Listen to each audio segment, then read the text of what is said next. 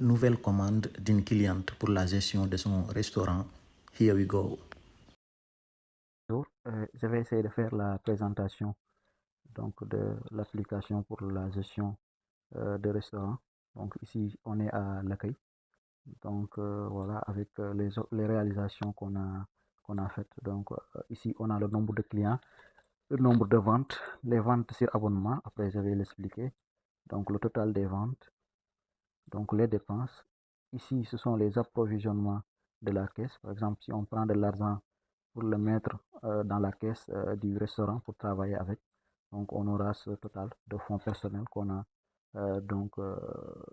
mis dans le compte du restaurant. Ici, on a le montant des ventes, donc c'est-à-dire le chiffre d'affaires. Donc, ici, on a l'argent réellement encaissé. Et ici, les paiements d'abonnement. Ici, on a les restes à recouvrer.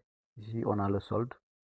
Donc, et ici, on a le solde sans les fonds personnels, donc sans les approvisionnements de la caisse. Donc, parce que logiquement, cet argent est destiné à être rendu au propriétaire. Donc, c'est-à-dire, tu mets ton argent au niveau du restaurant et à la fin, tu récupères cet argent. Donc, si on enlève cet argent-là, on a le solde actuel, donc, est à 7 000. Donc, ça, c'est le rapport global. Donc, on peut faire ce rapport par jour. Donc, on met la date voulue. Et ici, on aura les informations pour cette date. De même que si on choisit le 1 mois dans la liste des mois, et ici, on met l'année. Donc, il va nous faire aussi le résultat donc, pour ce mois dans cette année. Ici, pour l'année aussi, on met l'année. On aura les résultats donc, pour l'année. Donc, ici, on peut imprimer l'état des opérations du jour. Par exemple, pour chaque jour, à la fin de la journée, on peut aller ici pour voir l'état des réalisations. Voilà. Ici, on aura les encaissements, les abonnements, ici les approvisionnements, et ici on aura les dépenses. Donc ici ce sont les recettes, ici ce sont les charges. Ici on aura ici total recette, total charge et le solde du jour.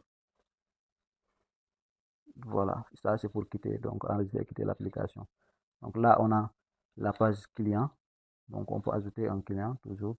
Ici on peut modifier les informations du client. Donc pour chaque client, si on clique ici, on verra le total des paiements et les restes à payer. Voilà, ici on a le top 3 des clients. Pour les produits aussi, on peut ajouter un produit et ici éditer les produits. Donc pour chaque produit aussi, on va savoir quantité vendue. Ici j'ai mis plat vendu, le chiffre d'affaires donc réalisé par rapport au produit, le nombre de ventes réalisées et le chiffre d'affaires. Donc ça c'est pour les données d'aujourd'hui et ça ce sont les données donc globales. Donc après produit, on va d'abord sur abonnement. Donc là ce sont les abonnements. On peut créer des abonnés. Par exemple, un clientèle veut créer un abonnement. Ici, bon, j'ai raisonné par rapport au plat, mais ça peut être aussi par rapport à l'argent. C'est-à-dire quelqu'un met son argent, 10 000 francs, 20 000 francs, donc il va au fur et à mesure consommer ces 10 000 francs. Ou bien il choisit le nombre de plats qu'il va acheter. Donc chaque jour, il va prendre un plat ou deux plats jusqu'à la fin donc, de sa souscription. Donc ici, j'ai raisonné en termes de plats pour l'abonné. C'est-à-dire la personne, le client s'abonne par rapport à un nombre de plats donné. Donc, avec la date de début, donc chaque jour, il va prendre un plat ou deux plats. Ces plats sont diminués donc du nombre de plats qu'il a et ainsi de suite jusqu'à la fin ou l'épuisement total des plats. Donc, ça sont les abonnés. On peut créer un abonné ici. On peut les modifier ici. On peut aussi commander. Donc, ici, c'est pour créer l'abonnement. Et ici, c'est pour enregistrer les commandes des abonnés. Si on choisit le client, il va nous donner ici le nombre de plats disponibles. Donc, pour ce client, il a 0 plat, il a consommé les 2 plats de sa souscription. Sinon, si ça restait des plats disponibles, il pourra choisir un produit et ainsi de suite. Donner le nombre de plats et valider la commande. Donc, ça, c'est pour la gestion des abonnés. Après, on a aussi commandes. Ça, ce sont les commandes simples. Donc, sans abonnement ici. Donc, dès le client vient, on peut enregistrer le client. Si ce n'est pas nécessaire aussi, on vient juste directement ici et continuer. Donc, choisir le produit. Mettre, donc le prix sera généré, le prix unitaire automatiquement. On peut le modifier si on veut.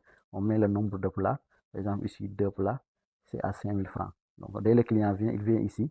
Donc, on enregistre sa commande. Donc, par exemple, ici, il va choisir, je vais mettre 3 plats de assiette accompagnement petit pois ça fait 7500, je valide la commande. Donc la commande est là, c'est le dernier.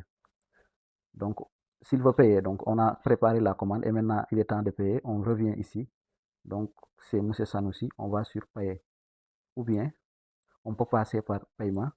Et ici, nouveau paiement et on choisit le numéro de commande. Donc ça revient au même. Sinon, on peut passer donc directement oui, sur commande, éditer commande. Ici, on choisit la ligne concernée et on va sur payer. Donc c'est 7500 qu'il doit payer. S'il paye les 7500, on met 7500. Donc il restera 0 francs. Ici, on met mode de paiement, par exemple Wave. On valide. Ici, on aura droit à un reçu, le reçu de paiement. Voilà, avec le logo qu'on a créé. Donc ici, on a validé le paiement pour M. Sanoussi. Donc c'est juste ça. On peut enregistrer le client ou sinon on vient juste directement sur commande et enregistrer la commande et ensuite cliquer sur la commande et aller sur payer. Donc ici c'est entièrement payé, c'est pourquoi il me dit voilà, c'est entièrement payé. Donc c'est juste ça. À part ça, il y a les dépenses. Donc c'est dans la partie caisse. Voilà, ici on peut ajouter des dépenses. Donc les dépenses, c'est tout, les frais, les charges. Donc on a des types de charges, on pourra les améliorer. Donc la communication, au transport, au condiment, les emballages, ainsi de suite. On peut enregistrer donc les dépenses ici.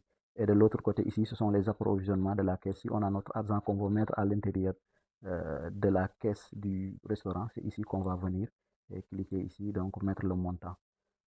Donc voilà, et à part ça, il y a les paramètres. Donc ici, ce sont les types de commandes, les moyens de paiement.